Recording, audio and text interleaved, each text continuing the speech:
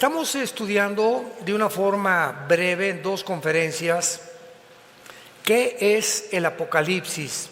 Esta es la segunda parte y es un estudio muy importante, muy necesario, y le he pedido a Dios mucha sabiduría en oración para que pueda yo expresarme con las palabras más comprensibles que ustedes puedan recibir para entender. Esta fue la característica más grande de Jesucristo como maestro, que ha sido el gran maestro de maestros. Y tú vienes a los evangelios y encuentras un lenguaje, los árboles, las semillas, el agua, el luégano, la lechuga, los pájaros, puras palabras sencillas, clarísimas, que hasta un agricultor, un ranchero podría entender. Ese fue el lenguaje que Jesucristo usó. Sin embargo, detrás de este lenguaje tan hiper sencillo, como las parábolas y todo lo que Jesús dijo, yo soy el pan que descendió del cielo, yo soy la luz del mundo, se encontraba escondido detrás de estas palabras la sabiduría de Dios. Y así rápidamente puedes tú comenzar a estudiar Mateo 13, la parábola de las semillas. Un sembrador salió y sembró, una cayó junto a la tierra, vinieron los pájaros, se la llevaron, otra cayó entre los espinos, otra entre las piedras y otra cayó en buena tierra. Y toda la audiencia que Cristo tenía no entendían o se oían como un cuento para dormir a un niño. Pero detrás de las parábolas y de esas enseñanzas se encontraba la sabiduría de Dios. ¿Y qué hizo Jesucristo? Les dijo, cuando acababa de predicar las parábolas, agarró a sus discípulos, vengan para acá. A ustedes les he dado a conocer estos misterios, no a la gente común y corriente. Y les voy a explicar la parábola. El sembrador salió a sembrar, la semilla es la palabra de Dios. La tierra es el corazón humano. Y cuando alguien escucha la palabra de Dios, no entiende, y los pájaros son el diablo que viene y arrebata la semilla para que no dé fruto. La que cayó entre espinos es gente que no entiende la palabra y se retira antes de tiempo. La que cayó entre las piedras son personas que por el afán del dinero, el afán de la vida y las riquezas engañosas abandonan el camino y ahogan la palabra. Y la que dio fruto son los que la reciben y mantienen regando la semilla, manteniéndose, leyendo la Biblia a diario, memorizando la Biblia, estudiando la Biblia, comparando la Biblia y trayendo la Biblia el domingo a la iglesia. Esos son los que van a dar fruto. Entonces, ¿cuántas enseñanzas tan profundas se encontraban en un lenguaje tan sencillo? Pero cuando llegamos al Apocalipsis, llegamos a un libro donde más de 250 citas provienen del Antiguo Testamento. Y encontramos candeleros, el altar de Dios, el tabernáculo, los 144,000 judíos, las estrellas, etcétera, etcétera. Lenguaje que provenía del Antiguo Testamento y una simbología impresionante. Y esto ha hecho que inclusive maestros de la Biblia se hayan rehusado a enseñar el libro del Apocalipsis. Porque dicen, pues es demasiadas interpretaciones, demasiados símbolos, etcétera, etcétera. Pero no. El versículo 3 dice, dichosos los que leen y los que oyen las palabras de esta profecía. Todas las cosas en el Antiguo Testamento quedaron selladas. Pero el libro del Apocalipsis es un libro que no está sellado y que va a ser revelado a los entendidos de la generación en la que tú y yo pertenecemos.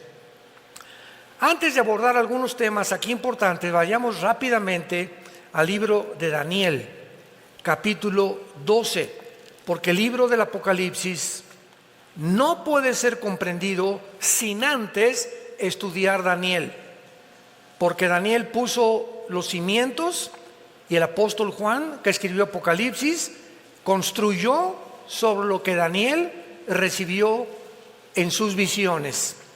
Y veamos esta revelación tan preciosa en el libro de Daniel, que escribió 600 años antes del apóstol Juan, o hace 2600 años. Dice el versículo 4, le dice un ángel a Daniel: pero tú, Daniel, cierra las palabras y sella el libro. O sea, prohibido leer lo que te voy a decir hasta los tiempos finales. Sella el libro hasta el tiempo del fin, que es el tiempo en que tú y yo estamos viviendo. Muchos correrán de aquí para allá y la ciencia aumentará. Versículo 9. Él respondió: anda, Daniel, estas palabras están selladas. ¿Hasta cuándo? Hasta el tiempo del fin. Muchos serán limpios, emblanquecidos, purificados. Los impíos irán de mal en peor, o sea, procederán impíamente, y ninguno de los impíos entenderá. Pero los entendidos comprenderán. Se necesita entendimiento para comprender las cosas espirituales. Entonces, el libro del Apocalipsis no es un libro para la gente del pueblo común y corriente. Tú puedes tener 5 premios Nobel y ser maestro en ciencias políticas, doctor en filosofía y letras y graduado en Oxford o en Harvard, y vienes a la Biblia y te estrellas contra la mente de Dios, porque la mente humana tiene un límite, y los que quieren atravesar ese límite y tratar de comprender más allá de ese límite se vuelven locos. Así tan sencillo. Y así tenemos Carlos Marx, tenemos a el padre de la psicología, ¿verdad?, a Freud, tenemos a Friedrich Nietzsche, el padre del ateísmo del siglo pasado. Nietzsche influyó en Hitler, en Lenin, en Mussolini, en Stalin y en todos los Mao, y todos los dictadores del siglo pasado fueron influenciados por Carlos Darwin y por Friedrich Nietzsche. ¿Cómo acabó el padre del ateísmo? Loco, en un manicomio, y se volvió homosexual antes de morir. Carlos Marx, pobrecito, ¿verdad?, murió en la pobreza, aunque era un hombre sincero, que postuló una doctrina hegeliana junto con Federico Engels. Vino Nicolás Lenin, él llevó a la práctica el capitalismo y el manifiesto comunista. Después lo absorbió Lenin, y después lo absorbió, José Stalin, y después vino la Segunda Guerra Mundial con Mussolini, el loco, Hitler, otro psicópata, y todos estos hombres quisieron ser guiados por supuestas guías espirituales, como decía Hitler, que lo guiaba un espíritu, y murieron, ¿verdad?, del lado más desastroso y terrorífico que nos podamos nosotros imaginar. Y rápidamente, finalmente, veamos en 1 Corintios capítulo 2. Estos versículos nos dan un cimiento para que ustedes entiendan lo que les estoy tratando de comunicar. 1 Corintios 2, versículo 6. Dice Pablo: sin embargo, hablamos sabiduría entre los que han alcanzado, ¿qué cosa? Un cristiano no maduro es un cristiano que todavía no entiende Apocalipsis, ni Daniel, ni Ezequiel, ni Zacarías, ni Malaquías, y tiene 5 o 10 años el cristiano y no sale de Juan 3:16. Se llama la leche. Ahora, ¿por qué una persona cristiana que tiene 5, 8, 10 años en Cristo no entiende las cosas profundas de la mente de Dios? Por la falta del estudio diligente y su falta de relación diaria en comunión con la Biblia y con el Señor Jesucristo. La vida cristiana no puedes depender, leer la Biblia hoy y pasa miércoles, jueves, viernes, sábado y la Biblia ni la tocas. Y ya tomaste decisiones el miércoles y el jueves con tus hijos, en tu casa, en tu escuela, en tu bufete de abogados, en tu consultorio médico, sin tener en cuenta la Biblia. ¿Qué significa esto? Que en esos 3 días le dijiste a Dios: no te necesito en estos 3 días, yo tengo la sabiduría para saber qué aconsejarle a mi hijo, qué decisiones tomar. Y es lo que se llama la soberbia espiritual. Perdemos nuestra dependencia de Dios, alejándonos de la Biblia, creyendo que somos autosuficientes y capaces de resolver problemas que van más allá de nuestra capacidad para poder resolverlos. Soberbia intelectual. Hablamos sabiduría entre los que han alcanzado la madurez. Versículo 10: pero Dios nos las reveló a nosotros por el Espíritu, porque el Espíritu todo lo escudriña o todo lo investiga, aún lo profundo de Dios. A ver, hay un solo Espíritu en el universo, un solo Espíritu de los billones. Los ángeles son espíritus, los serafines, los querubines, los seres humanos. Hay billones de espíritus en el universo, pero hay uno solo que posee toda la verdad. Se llama el Espíritu Santo, y es el único espíritu que nos puede guiar a la verdad. Y el Espíritu Santo siempre va a usar las Sagradas Escrituras. ¿Ves la importancia de tener contacto con la Biblia? Porque te desligas de la Biblia, la dejas de leer, la dejas de estudiar, no te disipulas, pierdes el camino así. Somos como ovejas que necesitamos un pastor. No hay un solo animal en el mundo que necesite un pastor y que nunca verá sin un pastor más que las ovejas. Escúchame, ¿sabes por qué? Porque escogió Dios a las ovejas como el animal para compararnos con nosotros. No escogió al perro, ni al rinoceronte, ni al caballo, ni a ningún animal. Dios escogió a las ovejas porque son los animales más brutos. Ya te sentiste ofendido, ¿verdad? Son los animales más ciegos, son los animales más torpes, son los animales más indefensos de todos los animales que Dios creó. Una oveja no tiene la capacidad de defenderse. Los conejos corren, todos tienen de alguna manera de huir del peligro, pero las ovejas son indefensas. Deliberadamente la Dios creó para que necesitaran un pastor. Así que nosotros somos igual de semiciegos. Las ovejas no ven de aquí a 5 o 6 metros, pero cuando oyen el cayado del pastor que golpea, sí oyen. No ven, pero oyen. Nosotros no vemos a Jesús, pero lo oímos a través de su palabra. No necesitamos ver a Jesús.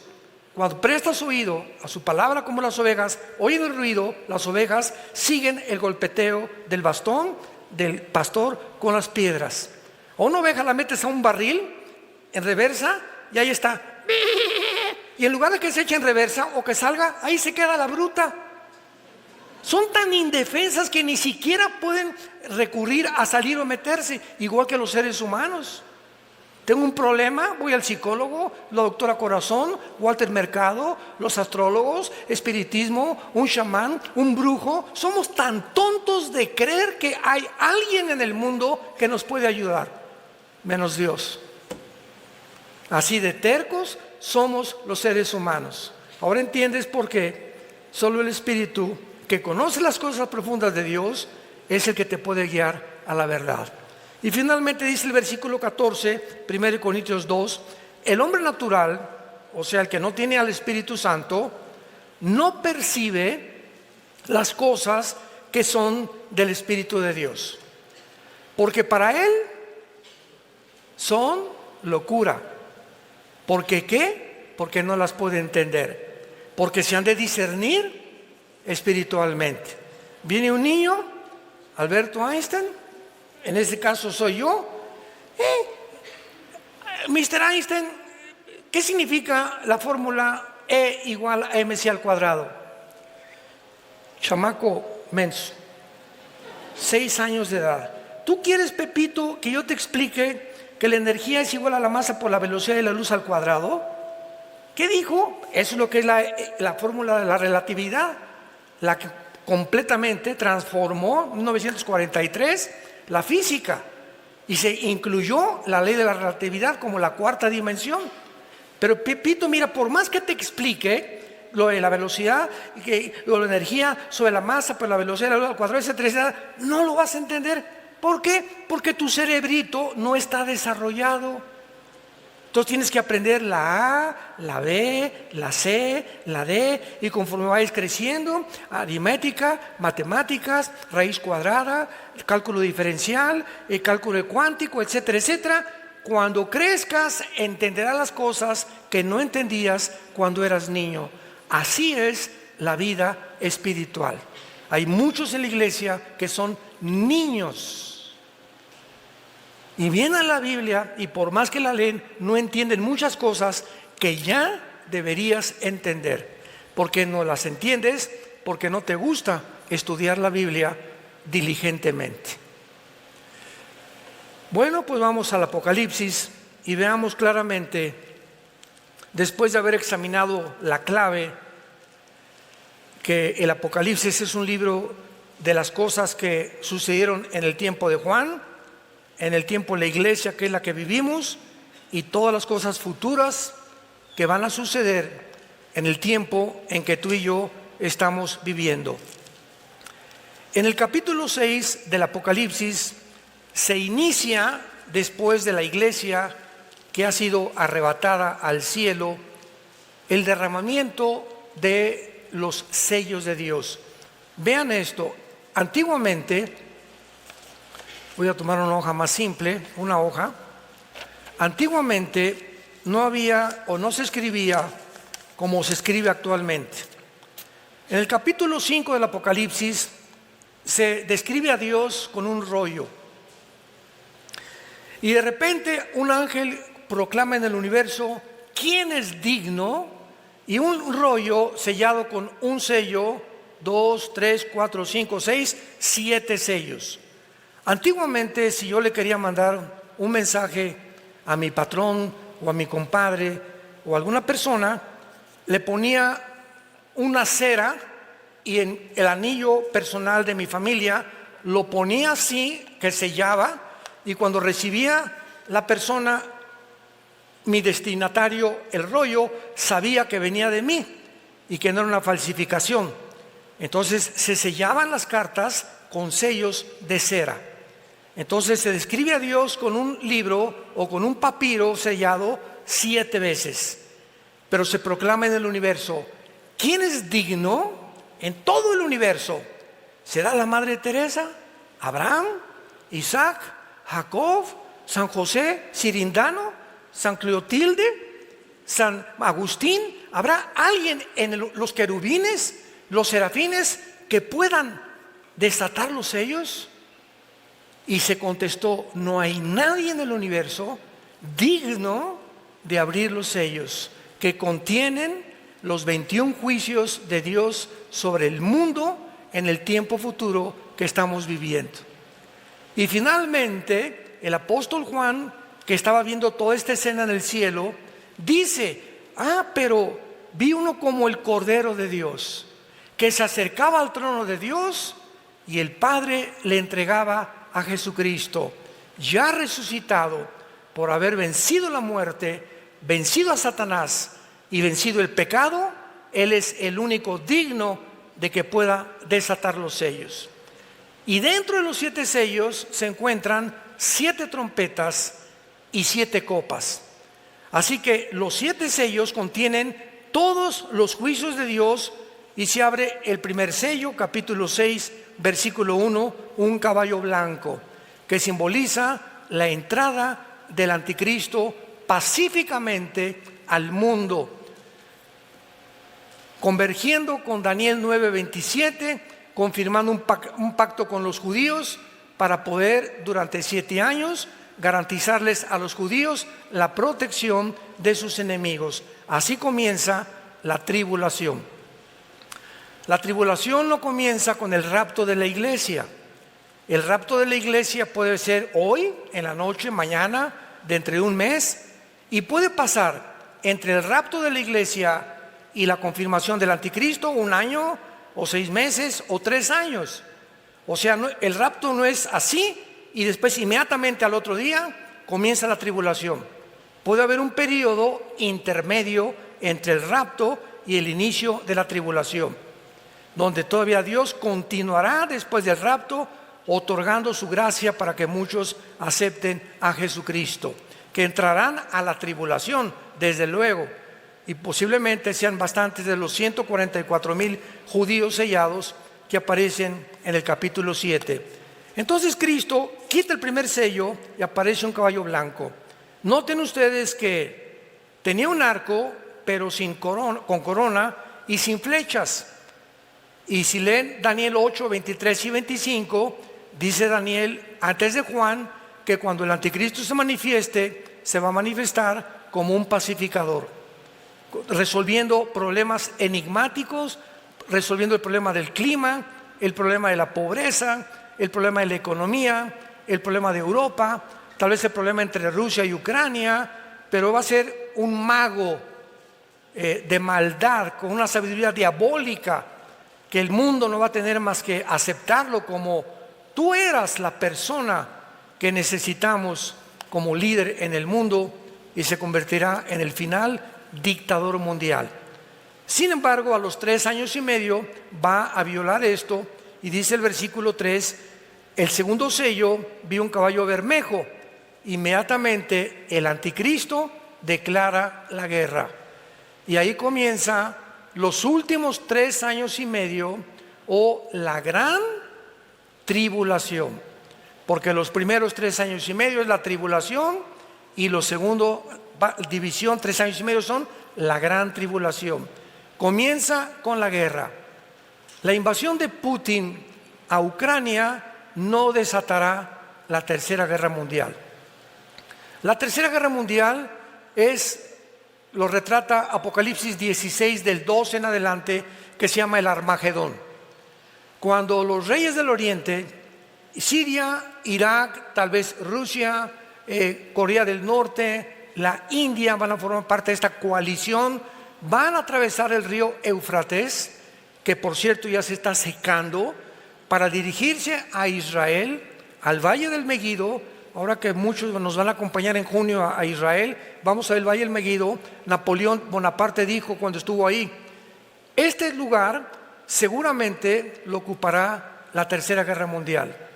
Es un valle inmenso, el Valle del Megido, que se llama en Joel 3 el Valle de Josafat. Entonces ahí va a ser la tercera guerra mundial. Para que la tercera guerra mundial se realice faltan 2 o 3 guerras más, que tal vez nosotros vayamos a ver. Es posible que este año veamos una guerra de carácter nuclear, no que desaparezca el mundo, pero varias naciones pueden comenzar ya a eliminarse del mapa o del mapamundi humano, y posiblemente, ¿verdad?, sean un conflicto que pueda desatarse principalmente en el Medio Oriente, porque para que el anticristo surja, Estados Unidos tiene que desaparecer. Y ahorita las 2 potencias que se han enfrentado son Rusia, apoyada por Irán, apoyada por Rusia, apoyada por Siria, apoyada por Irak.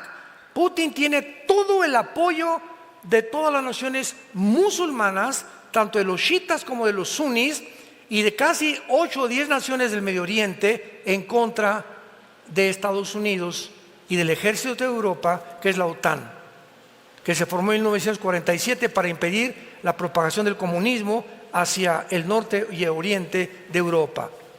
Así que ahorita hay un conflicto entre Oriente y Occidente. ¿Quién va a ganar de esta guerra? A fuerza, Rusia o manda bombas a Estados Unidos, y Estados Unidos no tiene la capacidad de detener las bombas de Putin o de Rusia por la siguiente razón. Escuchen con mucha atención. Cuando cayó el comunismo en 1991, Estados Unidos se engrandeció y se ensoberbeció. Ya el comunismo fracasó, ¿ya lo vieron? ahora el capitalismo, como les hemos dicho, la libertad, el libre comercio, el libre mercado, ¿verdad? La democracia van a triunfar. Y hasta Rusia algún día, que ya vio que el comunismo no funciona, va a ser democrática. Pasaron no ni siquiera 10 años y comenzó el siglo XXI cuando nombraron al exdirector de la KGB, Putin, como presidente de Rusia. Y Putin surge como exdirector de la KGB como el estratega militar número 1 de la humanidad. Ese chaparrito peloncito que tú ves, que es judoka, cinta negra en judo, y que todos los 3 veces a la semana se mete un agua con hielos y que tiene una condición física extraordinaria, es el estratega militar número 1 en el mundo. Y entonces invade Ucrania porque ve que están rodeando la OTAN a Ucrania con tanques de guerra, y el día que llegaran los de la OTAN a poner misiles en Ucrania apuntando a Moscú, se acababa Rusia. ¿Por qué? Porque en 15 minutos un misil de Ucrania a Moscú llega en 15 minutos y acabarían con Rusia. No lo iba a permitir Putin. Bueno, ustedes ya saben todo este relajo que hubo, ¿verdad? Los Estados Unidos, no podemos permitir esto, sanciones económicas que fracasaron. Europa se hundió más, el dólar se hundió más todavía, porque el rublo y el yuan de China se fortalecieron al rublo ruso, Irán fortaleció con el petróleo a Rusia, y Rusia no le han hecho absolutamente nada las sanciones económicas. Además, Rusia actualmente es la potencia mundial con el mayor armamento nuclear, que no tiene ni Estados Unidos, ni China, ni Corea del Norte, ni ninguna nación del mundo. El armamento nuclear que tienen los rusos supera. Estados Unidos tiene navíos, portaaviones, aviones F-35 de combate, lo que tú me quieras mencionar, pero la capacidad nuclear de Rusia nadie la supera. ¿Por qué? El presidente Biden tiene un portafolio que contiene los códigos para poder desatar una guerra mundial. Y vamos a suponer que le hablan al presidente Biden. Vemos en los satélites que hay una bomba que salió, parece que o de Corea del Norte o de Rusia, no estamos muy seguros, pero ella va volando a una velocidad supersónica, como el Poseidón, que es la nueva arma de Rusia. Esta arma, este misil que Rusia enviará a Estados Unidos, tardaría 23 o 24 minutos en llegar a Washington o a Nueva York. 23 o 24 minutos. En el portafolio que tiene el presidente de Estados Unidos, tiene que abrirlo y tiene que apretar un botón, dando la orden al ejército, a la Fuerza Aérea y a la Marina de que abran las compuertas para las armas nucleares y contesten el fuego nuclear contra Rusia. Sin embargo, al presidente Biden le tardaría 5 minutos en dar esa orden. Desde el momento que le comunican, abre el portafolio, le dan el código, porque él no tiene el código, es un general que siempre lo acompaña, y ya con el código, y más que ahorita ya el presidente Biden está medio senilidad mental, ¿verdad? Ya tiene reacciones que ya no son normales. ¿Cuánto tardaría? Esos 5 minutos no le bastarían a Estados Unidos para impedir que Rusia explotara su primer misil en Washington o en Nueva York. Además de esto, Rusia tiene un submarino que se llama el Poseidón, que no lo tiene nadie, ninguna armada del mundo entero. Este submarino es indetectable, no se puede rastrear, porque casi todos por medio de ondas del sonido pues se detectan, ¿verdad? Hay 5 submarinos Poseidón en el Atlántico apuntando a Washington, y 5 en el Golfo, en el mar Pacífico, apuntando a Los Ángeles y a todo el área occidental de Estados Unidos. Estos submarinos, Estados Unidos ahorita no sabe dónde están. Así que de cualquier manera que sigan arrinconando a Putin porque también es un monstruo, ¿verdad? Porque está hecho barbaridad y tremenda. No estamos defendiendo a nadie, estamos presentando la realidad. En el momento en que él decida, borra Estados Unidos del mapa en medio minuto. Solamente neutralizando Washington, Nueva York, se acaba la Casa Blanca, se acaba Estados Unidos. La bolsa de valores desaparece, desaparece la Casa Blanca, desaparecen los senadores, desaparece todo el movimiento político y económico de la nación que hace más de 75 años ha tenido el liderazgo mundial. Y esta es la guerra que el anticristo desarrollará. Estados Unidos no puede permanecer si el anticristo va a surgir como el próximo líder mundial. Él no puede tener competencia. Rusia aparece en Ezequiel 38, la China aparece en Apocalipsis 9 y en Apocalipsis 16. Así que sabemos, de todas esas naciones ahorita, los que van a sobrevivir va a ser Irán, va a ser Turquía, va a ser la Rusia, va a ser la China y las naciones del Medio Oriente. Europa y Querétaro se borrarán del mapa. ¿Por qué lo digo esto? Vayamos en Apocalipsis 6, versículo, a ver el cuarto sello. Apocalipsis 6, versículo 8. Veamos lo que hace 2600 años profetizó la Biblia. Y todo tiene una conceptualidad, un sentido común, una lógica tan grande. Cuando unimos las piezas de todo lo que está pasando, no hay ninguna pieza suelta, no hay coincidencias en la vida. Todo forma parte de un plan perfectamente bien planificado, desarrollado, estratégicamente elaborado, que la Biblia se adelantó para revelárselo al pueblo de Dios. Para que nosotros no estamos en tinieblas.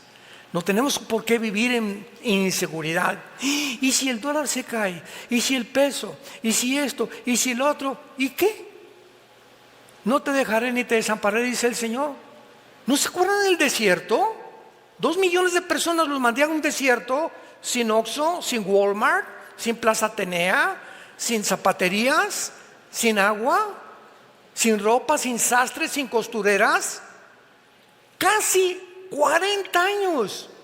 Deuteronomio capítulo 8. Y los afligí para probarlos y demostrarles que en medio de un mundo completamente como es el desierto, la vida de un desierto, donde puras lagartijas tienes todos los días para ver nada más, ni televisión ni nada, su vestido no envejeció, sus pies no se hincharon, porque yo soy Dios que los sostengo con la diestra de mi poder.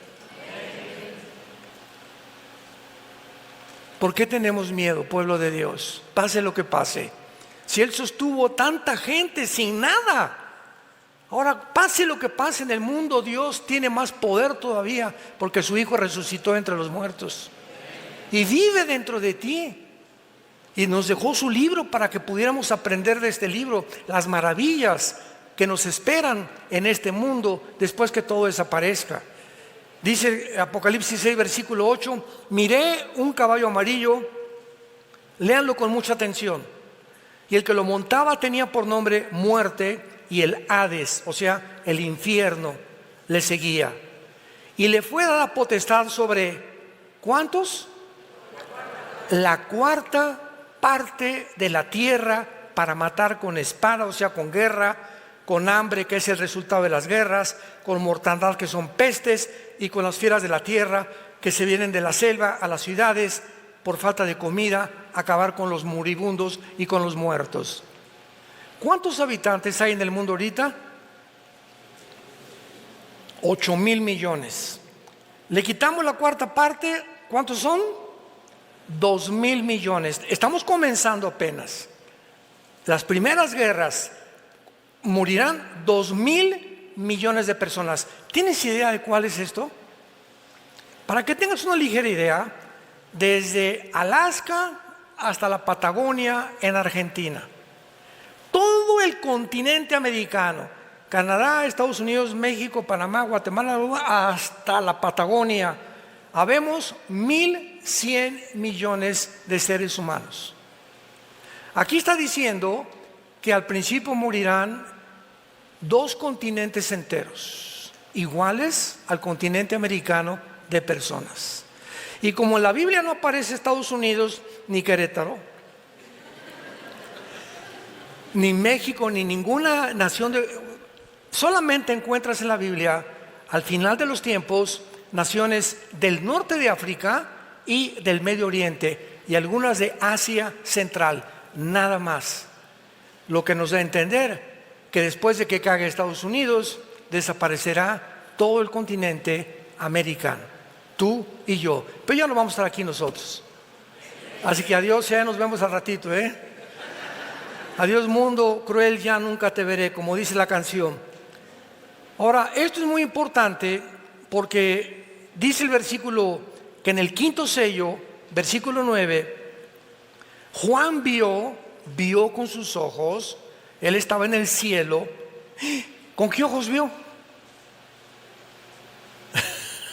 Cuando Juan fue llevado al cielo para escribir el Apocalipsis y ver lo que pasaba en el mundo, la carne y la sangre, dice la Biblia, no pueden heredar el reino de Dios, porque con nuestro cuerpo la dimensión del cielo es otra dimensión que no está diseñada para que respiremos, ni vivamos, ni comamos allá como aquí en la tierra. Aquí de la atmósfera para abajo hay una capa de ozono y de aire compuesta por 93% de nitrógeno, oxígeno y algunos gases.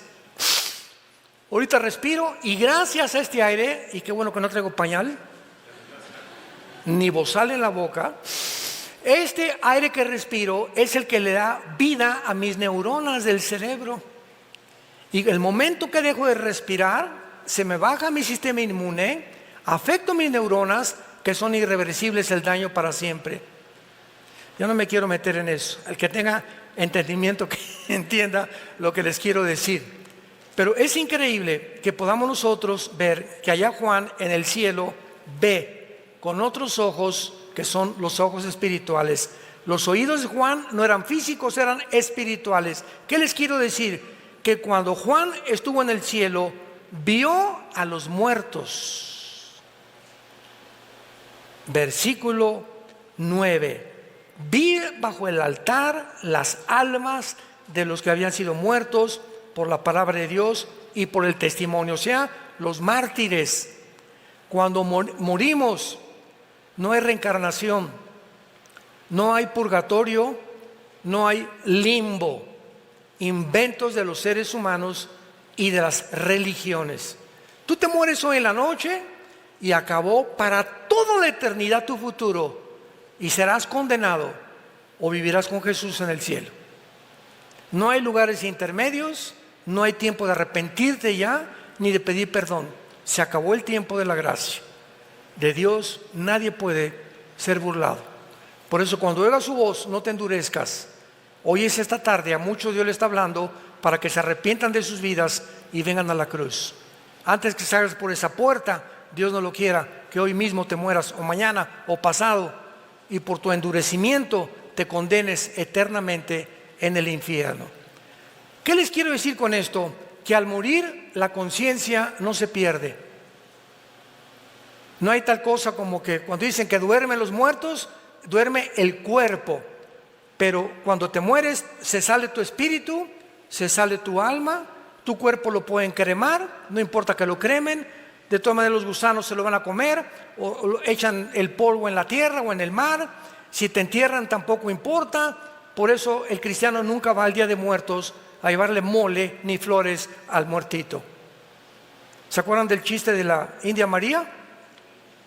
El Día de Muertos, llegó la señora Pompidou con su ramo de flores y vio a la India María en el cementerio. India bruta, ¿cuándo crees que se va a comer el mole tu muertito? Y le contestó la India María, ¿cuándo venga el suyo por las flores? O sea, qué absurdo, ¿no? Ya sea que mole o comida o flores, llevarles a los muertos, no hay nada ahí. Están completamente, un cristiano jamás regresa al cementerio. Creemos que no hay nada ahí. Ya están en el cielo condenados tus parientes o tus amistades. Nada, o sea, es paganismo. Y cuando morimos, sigue siendo Jorge, sigue siendo Carmelita, sigo siendo Armando. Vamos a mantener la conciencia de lo que éramos, tanto en el infierno como en el cielo. Miren lo que dice el versículo 10. Estos muertos estaban platicando con Dios, o sea, había un cuerpo temporal. ¿Con qué? Con cuerdas vocales, porque las cuerdas vocales de Luciano Pavarotti, cuando murió, se quedaron y lo enterraron. Cuando murió tu abuelito y tu tío, su cerebro se lo comieron los gusanos. Entonces el pensamiento no está en el cerebro, la memoria no está en el cerebro, está en otra dimensión que se llama la dimensión del espíritu, porque seguimos manteniendo la conciencia de quienes éramos y tenemos nuevas cuerdas vocales, nuevos ojos adaptados para la otra dimensión, pero seguimos siendo nosotros, pero con otro cuerpo. Estaban platicando con Dios y le decían a Dios: ¿hasta cuándo, Señor santo y verdadero, no juzgas y venga nuestra sangre en los que moran en la tierra? Y se les dieron vestiduras blancas y se les dijo que descansaran un tiempo hasta que se completara el número de los muertos que iban a morir, como ellos también. Vemos aquí rápidamente en los sellos al anticristo, vemos la cuarta parte de la humanidad. Es el inicio de la tribulación, que todavía no estamos en la tribulación, gracias a Dios. Y así vamos en Apocalipsis capítulo 13, el surgimiento del anticristo marcando al mundo. Este tiempo que pasamos de pandemia fue un ensayo. Se demostró que por primera vez después de la Segunda Guerra Mundial, los experimentos que hicieron con nosotros sobrepasaron a los nazis y a los fascistas que seguían a Mussolini en Italia. ¿Por qué? Porque el experimento con nosotros jamás se había hecho con los niños. Desde los nazis, que Mengele, el doctor de Hitler, abría a las mujeres y les querían poner ojos verdes a los que tenían ojos negros y querían mezclar el ADN con otras cosas, y fracasó el nazismo, gracias a Dios, pero querían crear una raza superior, y es lo que actualmente en el mundo se llama transhumanismo.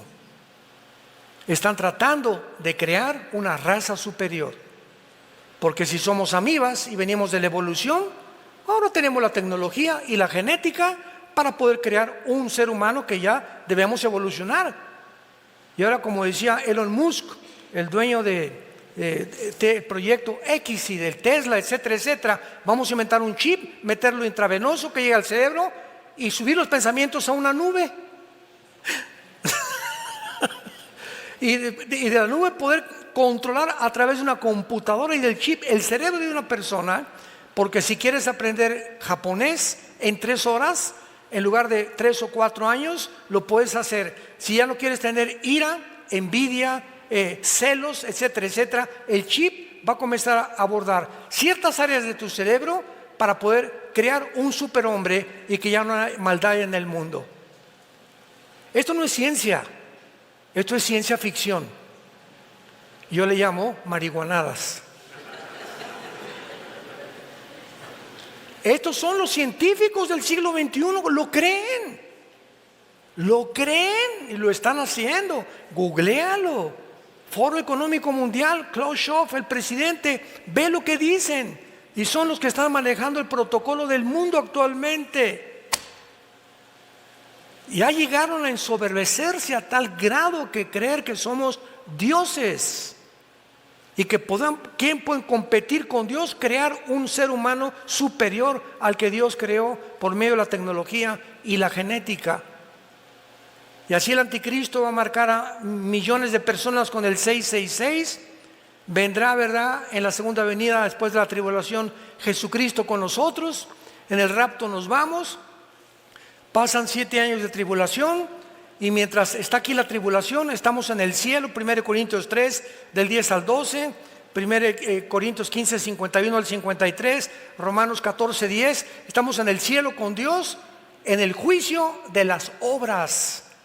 porque seremos juzgados ya no conforme a la salvación, sino a lo que hiciste mientras estabas tú y yo en el cuerpo, lo que hicimos o lo que dejamos de hacer, y los motivos por los cuales hicimos lo que hicimos para la obra de Dios. Y después de que seamos juzgados y entregar las recompensas, vienen las bodas del Cordero, Apocalipsis 19, y acabando las bodas, bajamos al terminar la tribulación del mundo con los ángeles de Cristo, Apocalipsis 19, a establecer su reino milenial, donde moraremos en el reino mesiánico prometido a los patriarcas y a todos los profetas del Antiguo Testamento, 1000 años. Al acabar los 1000 años, que va a estar Satanás atado, va a ser desatado otra vez la última rebelión y bajará la Nueva Jerusalén, Apocalipsis 21 y 22, al mundo, y en la Nueva Jerusalén entraremos a vivir para siempre con Jesucristo. Y dice Daniel capítulo 7 que muchos gobernarán otras galaxias, porque Dios creará cielos nuevos y nueva tierra. Muchos tendrán tronos. No todos los cristianos van a ser capitanes, ni coroneles, ni generales. Muchos cristianos seguirán siendo soldados rasos en la otra vida, porque eso es lo que quisieron ser. Pues yo de panzazo con que pase, pues ya, con eso me conformo. Por eso dice la Biblia: no os canséis, y mostrar la misma solicitud de al principio, para que seamos imitadores de los que por la fe y la paciencia heredamos las promesas. No somos de los que retroceden, porque muchos salieron de nosotros, pero no eran de nosotros. Porque si hubieran sido de nosotros, hubieran permanecido con nosotros. Pero muchos vamos a ver que van a salir de la iglesia porque nunca se arrepintieron, nunca fueron salvos, nunca fueron regenerados por el Espíritu Santo, nunca nacieron de nuevo. Eran religiosos nada más. Les gustaba oír. A Herodes le encantaba oír a Juan el Bautista y acabó cortándole la cabeza. Y las iglesias están llenas de personas en el mundo entero que no son salvas. Todas las iglesias hay la mitad de cizaña y la mitad del trigo. No todos los que tú ves a tu alrededor o atrás de ti o al lado o a la derecha son realmente cristianos. El tiempo lo dirá por la conducta, la forma, las palabras y su forma de vivir. Porque el que recibió a Cristo ha sido transformado internamente, se convierte en un mejor esposo. La esposa ya no es tan repelona con él. Los hijos son más apasionados por amar a sus padres, los padres a los hijos. Mis negocios los manejo con honestidad. Trato de vivir una vida tranquila, irreprensible delante de Dios. Trato de hablarle a la gente, a mi familia, de Jesucristo. Si tienes a Cristo y dices que eres cristiano, pregúntate, desde que te convertiste, ¿a cuántas personas has ganado para Cristo? ¿A cuántas personas les has hablado de Cristo en tu vida? Pregúntatelo, sé honesto, sé honesta. ¿Has hablado con alguna persona y la has guiado a recibir a Cristo en tu vida desde que te convertiste?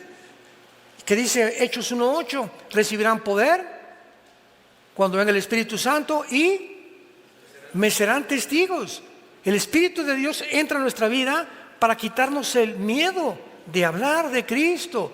Y nos enfrentamos a estudiantes, a ateos, a burladores, a familiares que te critican y todo, pero tenemos el valor de decirles: sí creo en Cristo, ¿y qué? Y les ofrezco una mejor vida, y en Navidad me paro y no me da vergüenza testificar a toda la familia: arrepiéntanse, Cristo murió por ustedes. Y estamos hablando a toda la gente que podamos, al panadero. Anoche fuimos aquí nos encanta venir aquí en Querétaro, al Zócalo, al centro, y venía gente, ¿verdad? Una que tenía asma, otro que nos hizo rapear, etcétera, etcétera, y por todos los otros repartiendo Biblias chiquitas y hablando de Cristo y repartiéndoselas a toda la gente. Y a toda la gente que podíamos, le hablábamos de Jesús, porque somos testigos de Cristo. Al elevadorista, a la que te lleva las tortillas, a tu chofer, al de la farmacia, dale un folleto, dale una conferencia, un libro cristiano. Habla, comunícate, transmite lo que Dios a través de nosotros quiere transmitir. Es tiempo que la iglesia despierte y que recordemos en qué batalla nos encontramos. Y en el Apocalipsis, que es la revelación de Dios, el plan de Dios termina, y lo seguiremos entendiendo cuando tenemos realmente la pasión por seguir la verdad, apasionados por la verdad hasta el día de nuestra muerte. Te damos gracias, Señor, en esta tarde por tu palabra. Los cielos y la tierra pasarán, pero tus palabras permanecen físicamente en espíritu y verdad. En el nombre de Jesús. Amén. Gracias a Dios por este maravilloso libro, ¿verdad? Gracias por este maravilloso libro, la palabra de Dios.